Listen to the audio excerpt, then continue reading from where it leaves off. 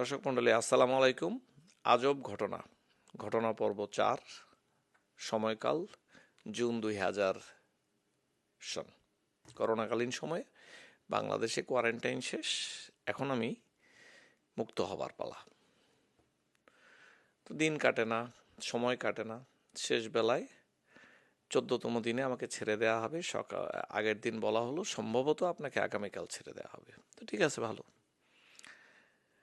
আমি আমার পরিচিত যিনি আসবেন নিতে তাকে বললাম প্রস্তুতি নিয়ে এসো, কারণ রাস্তাঘাটে আমি সমস্যা। তো তিনি লোকজন দু একজন নিয়ে আসছিলেন হয়তো সাথে। 14তম দিনে সকালে আমাকে বলল সকালে ছেড়ে দিবে। যারা সেনা সদস্যরা ছিলেন তাদের সাথে একটা ছোট ভাই বড় ভাই সম্পর্ক হয়ে গেল। ছেড়ে যাব, মন খারাপ। সবাই দেখলাম খুব খুশি, আপনি আপনার বাড়িতে ফেরত যাবেন। বের হলাম। বের হওয়ার সময় আমাকে একটা সিকিউরিটি ব্রিফিং দেওয়া হলো যে আপনি কোথায় যাবেন কাউকে বলবেন না, দিনের বেলা বাসায় থাকবেন না, রাতের বেলা সকালে আর রাতে বাসায় থাকবেন। তো বুঝলাম যে তারা বোধহয় কোনো একটা থ্রেট পেয়েছে, আমার বিরুদ্ধে কেউ নাশকতা করতে পারে। বললো যে আমাদের লোক আপনার আশেপাশে থাকবে, ফোনটা অন রাখবেন,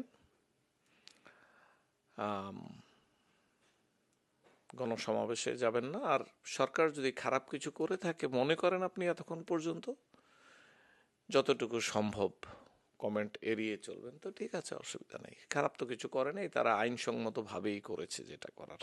যদিও সেই সময়ে চাইনিজ টিম এসেছিল, ডাক্তারি টিম, তাদেরকে ছেড়ে দেওয়া হয়েছিল। যাক, এর মধ্যে করোনা কোয়ারেন্টাইন সময়ে আমেরিকান এম্বাসি বাংলাদেশে অ্যাম্বাসেডার সাহেব মহোদয় আমার সাথে যোগাযোগ করলেন, বললেন যে আমার সাথে পররাষ্ট্র মন্ত্রণালয়ের যোগাযোগ আছে, আপনার ওপর কোনো অন্যায় হলে আমাদের জানাবেন, এটা আমার নাম্বার। আশ্বস্ত হলাম। আমার পরিবার যোগাযোগ করেছিল তাদের সাথে, পররাষ্ট্র আমেরিকান এম্বাসি আমার দায়িত্ব নিয়ে নিচ্ছে। ঠিক আছে, বেরোলাম।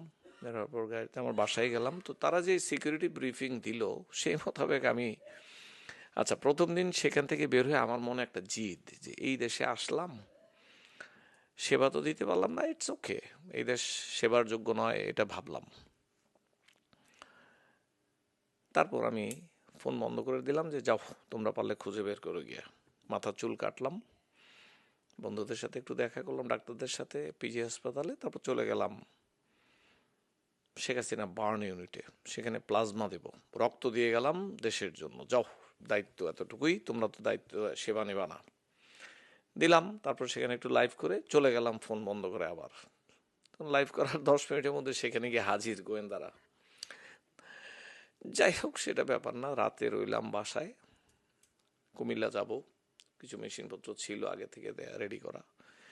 আবার রাত্রেবেলা ফোন, আপনি কুমিল্লা যাইতে পারবেন না স্যার, সবাই জানাজানি হয়ে গেছে। তো ঠিক আছে, যাবো না। ঠিক এইভাবে করে 5 দিন 6 দিন কাটালাম বাইরে।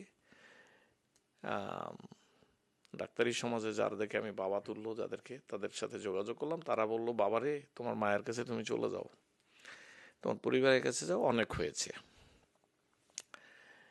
তো ডিসিশন নিলাম চলে আসবো, কোনো অসুবিধা নেই। প্লেন খুললো যেদিন, সেদিন 3টা ফ্লাইট, 3টাতেই টিকিট কাটলাম, কারণ আমি জানি যে সেখানেও সিনেমা হবে। একটা বড় সিনেমা অপেক্ষা করছিল আমার জন্য, সেটা 5 নাম্বার পর্বে বলবো। ভালো থাকুন সে পর্যন্ত। আসসালামু আলাইকুম।